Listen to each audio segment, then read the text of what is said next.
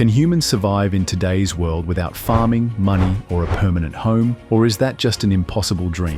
The Hadza tribe of Tanzania has done exactly that for thousands of years, living off the land, hunting with handmade bows, and gathering food from nature itself. No supermarkets, no governments, no modern tools, just pure survival. But as the world changes, can they hold on to their way of life? And what does their ancient wisdom reveal about sustainability in a world that's drifting further from nature? Stay with us as we uncover the secrets of the Hadza's extraordinary survival and what it means for our future. If you're fascinated by ancient wisdom and sustainable living, don't forget to subscribe for more incredible insights.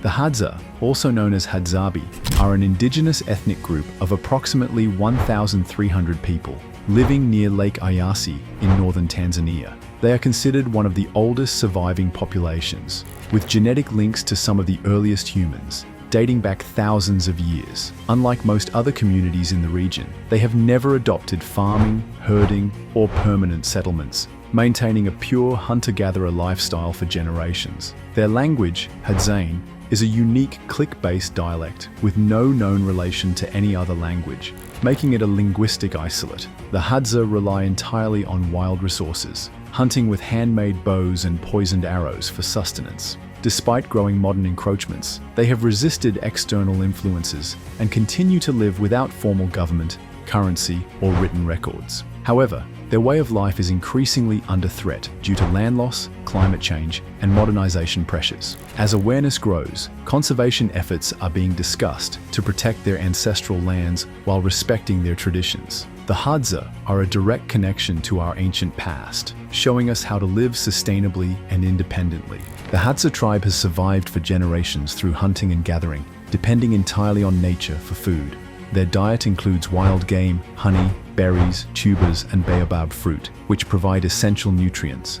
Men hunt using handmade bows and poisoned arrows, targeting antelopes, warthogs, and birds, while women gather fruits and edible roots. Unlike agricultural societies, they do not store food, consuming only what they find daily. This sustainable way of life helps maintain balance within their ecosystem, making the Hadza one of the world's last true hunter-gatherer communities. The Hadza tribe secures water without wells or reservoirs, relying entirely on natural sources. They drink from seasonal rivers, lakes, and moisture-rich tree roots, demonstrating a deep knowledge of their environment. During dry seasons, they extract water from underground reserves hidden within baobab trees and other vegetation. Their ability to locate water in harsh conditions is key to their survival, allowing them to thrive where others might struggle. This ancestral knowledge passed down through generations enables the Hadza to live sustainably in one of Tanzania's most challenging landscapes. The Hadza tribe lives in temporary grass huts, which are quickly built and abandoned as they move in search of food and water. These simple dome-shaped shelters, made from branches and dried grass, protect from the elements but are not meant for long-term use. Their clothing is minimal, often crafted from animal hides, reflecting their nomadic lifestyle and adaptation to Tanzania's climate. Unlike settled societies, the Hadza do not own permanent homes or accumulate possessions, allowing them to move freely and live in harmony with nature. The Hadza maintain a truly equal society, where no chiefs, formal leaders, or social hierarchies exist. Unlike many societies, decisions are made collectively, ensuring that every individual has an equal voice. Resources such as food and tools are shared, reinforcing a strong sense of community and cooperation. Gender roles remain flexible. Both men and women contribute equally to survival, with men hunting and women gathering. There is no wealth accumulation, as the Hadza live day to day without storing surplus food. This harmonious way of life fosters mutual respect, self-sufficiency, and social balance, making them one of the most equal societies in the world. We hope you're enjoying it, so don't forget to subscribe and hit the bell to stay updated. The Hadza speak Hadzabe, a distinct click-based language with no known relation to any other language, making it a language-related isolate. Despite external influences, their language remains intact and unaltered. Storytelling, music, and dance play a crucial role in preserving history, traditions, and survival skills. Elders pass down hunting techniques, folklore, and cultural values through oral narratives. Their songs and rhythmic dances are deeply connected to nature, often performed during communal gatherings. These traditions strengthen their identity and social bonds, ensuring that their rich cultural heritage continues across generations despite modern challenges. Hadza children do not attend formal schools, but acquire essential survival skills through observation, experience, and mentorship. From a young age, they learn hunting, gathering, and tracking techniques by accompanying elders into the wilderness. Boys practice using bows and arrows, developing accuracy and patience, while girls master the art of identifying edible plants and sourcing water. Through oral storytelling and hands-on experience, children gain deep environmental awareness, ensuring they can navigate the land and sustain their way of life. This informal yet effective education system has preserved Hadza traditions for countless generations despite external pressures. The Hadza's ancestral lands are increasingly threatened by modern agriculture, tourism, and conservation projects. As farmland expands and protected reserves grow, their traditional hunting grounds are shrinking.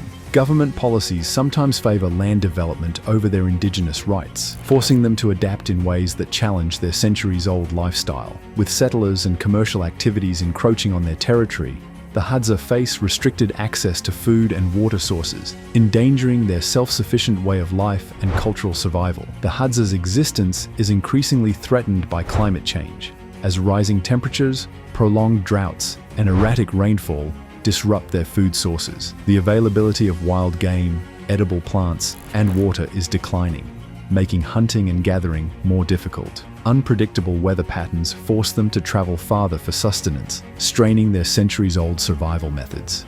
With ecosystem changes accelerating, their self-sufficient traditions face unprecedented challenges, raising concerns about their future in an unpredictable environment. As these environmental shifts intensify, the Hadza must adapt to survive, navigating a world where nature's balance is no longer predictable while striving to maintain their ancestral customs. The Hadza's traditions are gradually evolving as modern lifestyles, education, and government initiatives introduce new ways of living.